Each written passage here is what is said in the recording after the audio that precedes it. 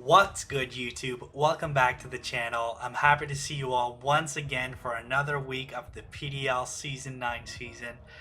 It is your coach of the Oslo City Dragon Dancers with you today, and today we have a big video up ahead. I'm really excited for this one, to show you this one.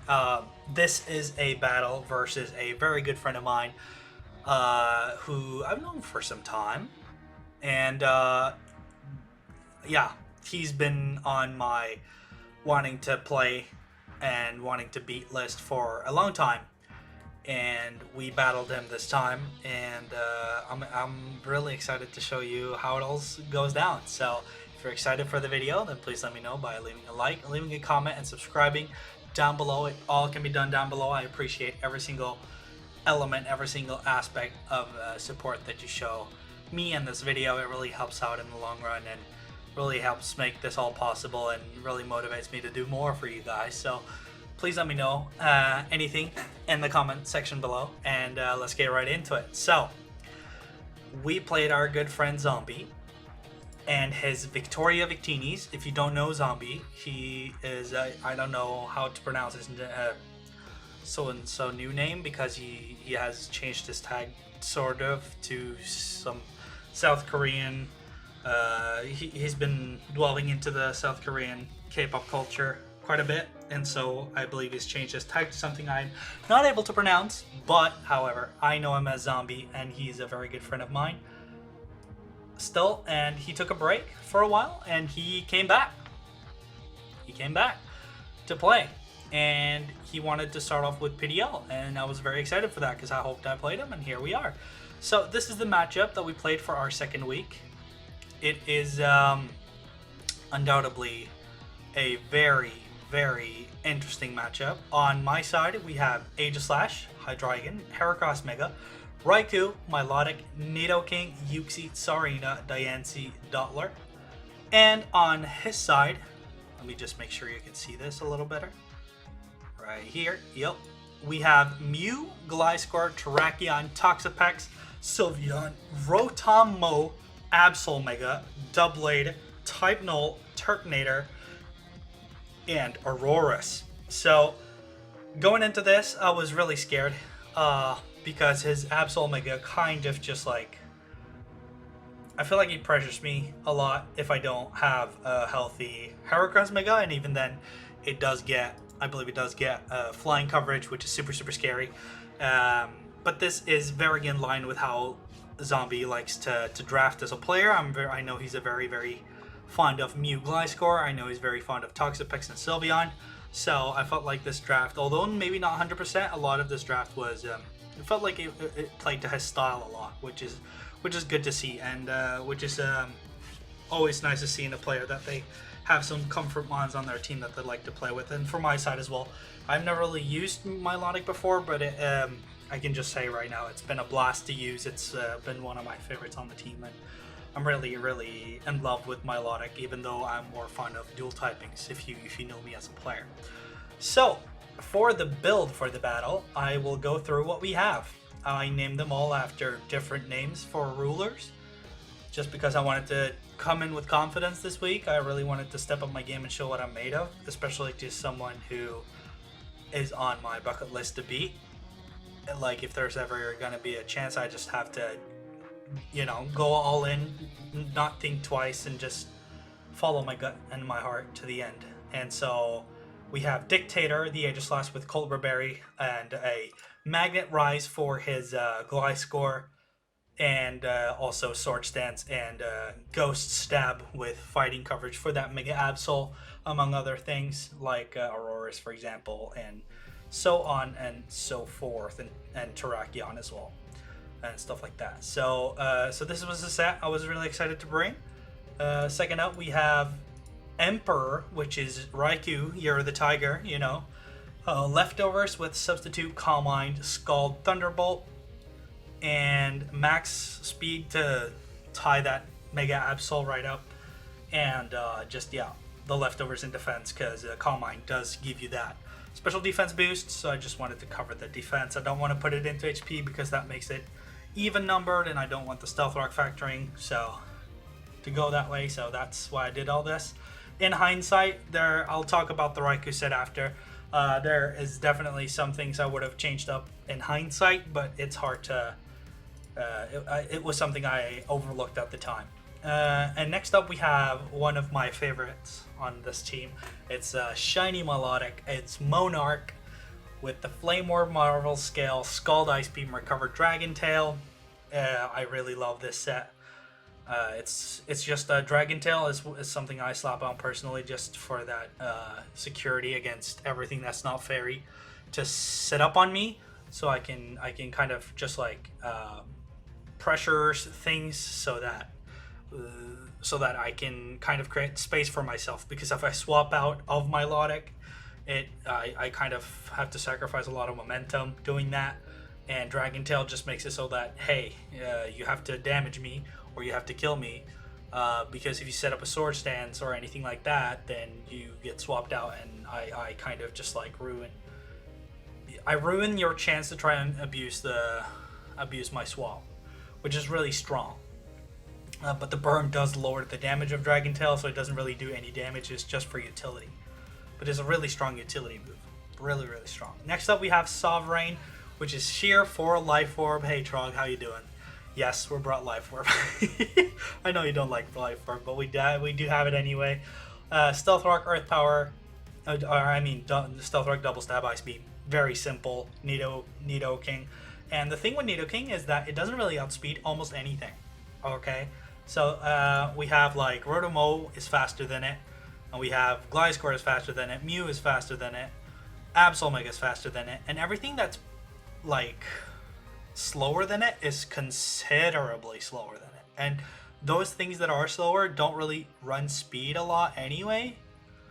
So I figured, okay, just in case he tries to speed creep me in some odd universe, we're just gonna add that 4 speed there, and we just go a little bit of defense to try and tank a hit, and yeah, maybe get some rocks up, maybe, you know, get some a little bit of damage going with the Life Orb as well and stuff like that. So then we also have Sar, which is heavy duty boots, more supportive kind of Sarina. It wasn't called Sar originally. I just changed it for the video because I feel like it's more fitting to call it Sar, because Sarina, and I overlooked it and I called it Royalty, which is kind of stupid, but anyway. Yeah, so it has Trop Kick, which has a 100% chance to lower attack, which is a decent stab move, seeing as I have 120 base attack. And then I have Taunt on it for those slower things like Toxapex and stuff like that, just to make sure that they can't set up Toxic Spikes, can't recover, just to try and gain a little bit of a momentum. It also, if I taunt something, it also helps me secure the swap into my Melodic, just because if something is taunted, then it has to attack, meaning it can't Toxic my Melodic on switching, trying to replace the incoming fire from burn from Flame Orb. So it's just bringing taunt in general with my Melodic is really nice. Rapid Spin, because that's one of the very few options I have for removing hazards on this team. And then we have the U-turn just for momentum, because the speed is just like it's the same spot as Nidoking in this matchup. So yeah, and same with my Melodic as well, no speed there. And then we have, last but not least, we have Despot. I don't know if I'm pronouncing that correctly. Just a Scarf Hydreigon with steel coverage for Sylveon. Just because a dual stab Hydreigon always does a lot of damage, and it's just Scarf to try and gain some of that speed control back without having to bring Dottler, because it's a very troubling mon for me to bring, because I feel like I don't get anything outside of Sticky Web from that mon, because, you know, knockoff being super effective and you want to knock it off because of Eviolite and stuff like that against the Mega Absol, just with Magic Bounce as well for the webs, you know what I'm saying, so it wasn't really the play. So Hydreigon with Choice Scarf to try and regain some speed control. And onwards to the battle. We've gone on for long enough, let's get into it.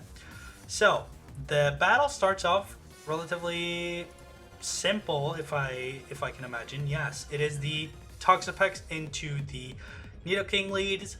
I trade my Life Orb to get the rocks up, and then he reveals the Shocky Berry for a Scald and chance to burn, which is fair enough. I am special, but that is a lot of damage. That is like 48% damage. I Earth Power, knowing he isn't gonna stay in, but anyway. Yeah, so he goes type null for a bit there. It goes out of Gliscor. I secure my Flame Orb proc, and I hit the Ice Beam. And I gotta pause here because this is probably the most important turn in the battle, right? Look at this, right? My Raikou set, as I talked about, has 4 damaging attacks. It has water, a water move, and it has an electric move. I thought that was perfect coverage for the team at the time. It was not. Lo and behold, Rotom actually resists double those 2 moves. Which is why I shouldn't have brought Substitute 1, because I need another attack for Rotom that hits at least neutral, so I can have neutral coverage across the board. Second, Substitute is not that great against Sylveon, which is Hyper Voice. Voice moves go behind Substitute and just ignores it. So Substitute was probably not the bring here, but we did manage to make it work. But this turn is just crazy, right? So I go Melodic because I know that type null doesn't get toxic, so I just go, and it doesn't get knockoff either. So I secure my Flame Orb. He secures his Toxic Orb. We kind of just want our orbs going for the. I want the bonus stats and he wants the recovery. So he goes into Rotom, right? And I predict that with the Ice Beam. I predict that. I get the read there. And that nets me tons of damage, which is super great for me. It puts me in a good position because swapping into Rotom this early in the game is not that hard. And the only reliable recovery it gets is Rest and Pain Split. But the reason this is so big is because not only did I get the damage, but I also get the 10% chance freeze. And at this point in the game, the fact that it's alive at 30% is not good, but at least it's something. If it has Pain Split, it can get back, right? And it can deal with my Calm Mind Raikou if it has Pain Split or anything like that, right? Or Rest, or because like if I get one Calm Mind with Raikou and I hit that, I wouldn't believe that's Scald, right? It's probably gonna do. It's probably not gonna be that threatening for Raikou with the special defense boost as well. But I heard after that he had some kind of special tech prepped for Raikou as well. So this was definitely super unfortunate, and the battle had such a huge chance to go either way at this point in the game. But that freeze just literally gives my win condition so much room to play, because it clears up the one problem I didn't foresee in preparation. And not only that, but it gives me tons of momentum, because either he has to sacrifice this mon now, or he has to risk swapping out on something like another Ice Beam or Scald, or I can swap for free into whatever I want and start doing my thing, and so on and so forth. So this freeze was super unfortunate. It definitely swung the battle hard in my favor for right now, and I apologize for the hacks, because it sucks, right? It happened to me last week. As you saw last week, it was a 30% chance I lose the game, and it happens. Right? And this is a 10% chance. This sucks, right? This battle is now immediately at 5v6. 5 on his side, 6 on my side. And that's brutal. That's super brutal. And I have rocks up on my side that he hasn't cleared away yet, and I don't have rocks on my side. So the advantage is already super established from this freeze, which is super unfortunate, because I just felt good about clicking Ice Beam there, just because it was such a hard read on one of the few things that outspeeds speeds me against hit me for super effective, as you can see here.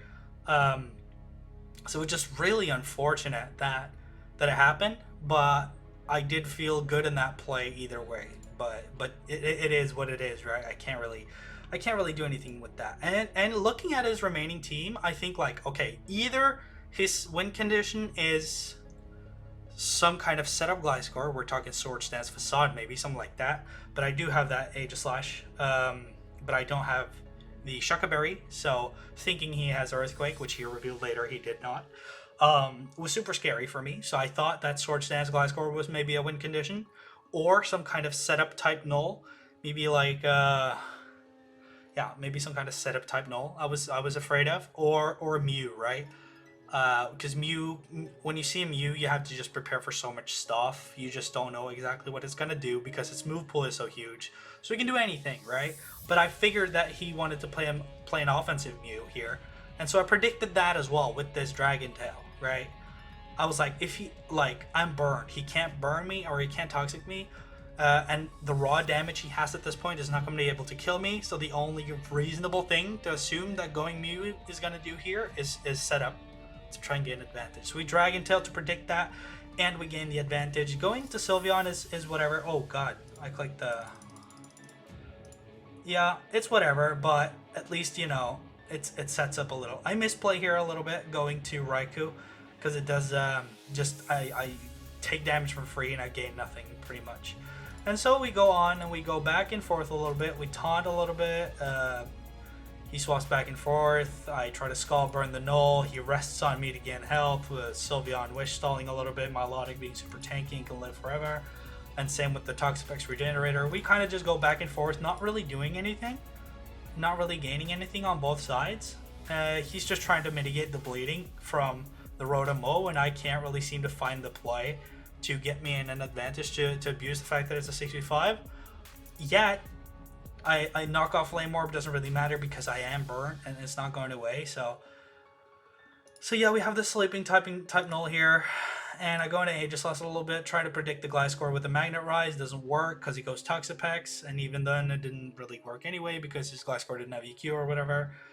And so we just keep going back and forth a lot. And here we have the Comet as well. 1,000 turns of Melodic smacking stall around on the rocks is my favorite alcoholic beverage. There's a witty comment there, which is kind of funny. True as well, Melodic has been doing a lot of smacking stuff on the rocks. Get the Scald, get the Burn, which is going to force a rest situation eventually. Crush Claw and the immunity. We just go tons of back and forth. I try to make a play by going Nidoking, just because I know Nidoking threatens Sylveon, which is at like 60% right now. So I try to make a play. And here is where things turn for real. I was like, okay, I am kind of tired of just going back and forth. I want to look for the play that's going to win me the game, right? And so it all comes down to pattern recognition. So what you have to do is you basically have to just be like, okay, well, he's using rest. He's going to try and remove that burn at some point. If I get it low or lower, reasonably low enough at least, I can hard swap to Raikou, which now doesn't have this Rotom-O in the way anymore because of the freeze. He rests up, which means that Raikou now is in on this thing versus it is now asleep. I can set up a substitute for free, hope for something like a rest on the sleep talk so he doesn't damage, and I can try and start the setup, right? And so begins the eventual game. U-turn is not enough to break the sub. He goes into Gliscor because his Sylveon is not strong enough to live anything at the moment. He goes back into type Null. Not really too sure what that is about. I probably should have set up another Calm Mind here, but I was afraid of the EQ, which is why I went for the Scald. He wakes up and goes for Crush Claw, which is going to break the sub, and I do a little misplay here and go for sub, which is just loss of health at this point because he breaks it with another Crush Claw. So I shouldn't have done that, but anyway, I try to go for a Scald, hoping that I get a burn, just because if he's burned, he has to either rest again or his Crush Claw is not going to do enough damage to kill my substitute, because as you can see, Crush Claw is doing enough now, but half that damage is probably not enough, right? And so he gets burned, which is super nice for me because that means I can set up a substitute and not having it be broken. I also get mitigated damage. He notices this and goes into Sylveon on my substitute. I thought I fucked up so hard here, pardon my language, just because like Hyper Voice is going to go through the substitute and it's going to kill me. And so after this, I am at 22% health, and the Sylveon's Hyper Voice is 75% chance to kill me or something like that. But I recognize that, and I think, okay, well, what if I set up another Calm Mind? Because I am faster. So if I get another boost, I just have to risk a crit. That's all I have to do. But I put myself out of that Hyper Voice range, which doesn't, like, unless it crits, it's not going to kill me. I get another boost, and I'm good to go because I'm still alive, and I'm faster than everything at this point in the game. Like, I'm faster than everything because nothing is scarfed and nothing has higher base speed than me. So this was very nice for me. I do go for that Calm Mind for the +3, and Hyper Voice does not crit. I live on 4 HP, and so now it's all about, since he hyper voiced as well, I still have my substitute alive to tank a hit for me, and now he has nothing that, as far as I know, passes through it, but it doesn't really matter anyway because I'm faster than everything, and that is a 6-0 victory for me. Yes, it would not have been possible without the freeze, probably, but at the same time, having a Rotom Mow at 30% is not going to do that much versus a Raikou with this kind of set. I hopefully do believe I still were in good chances to win this. Like, not seeing Mega Absol was a grace from someone up there, you know, but this was a really big moment for me. Yeah, I got really emotional after this battle because this was someone I never thought I would ever beat in my life. And not only did I happen to beat the person, but with a help from, you know, a little bit of RNGesus, it was a 6-0. And I never thought that would happen in a billion timelines. So I am really grateful for this opportunity. I am sad that RNG is what led to it, but I do feel like I played well that battle as well. I don't really feel like the freeze was everything. It definitely was a big part of enabling the 6-0 itself, but I do feel like with the plays I made with Dragon Tailing the setup Mew, playing around the rest of the type null who didn't really have much for my Aegislash either, and with the way that everything was, I do feel like I was in a good spot to win the game. It could have I could have made a misplay and definitely threw everything and lost this. Okay, it could have easily happened.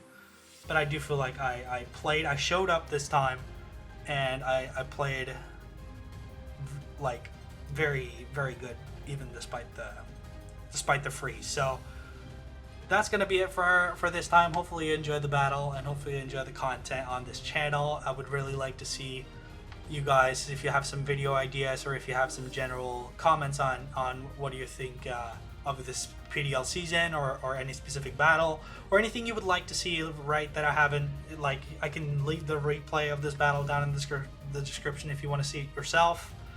I'll also post stuff to Zombie down in the comments below, because he's a great guy. He's insanely skilled at the game, even though he took a break and came back. So, and I appreciate him as well. So definitely go show Zombie some support as well. And I'll see you guys back for week 3. And I'm looking forward to that one as well. So if you're hyped for that, then make sure to subscribe so you get to see it come to your feed. And without further ado, this has been your boy, Soulblaze. And as always, thank you guys so much for watching. Take care of yourself, take care of your family, and I'll see you in the next video. Peace.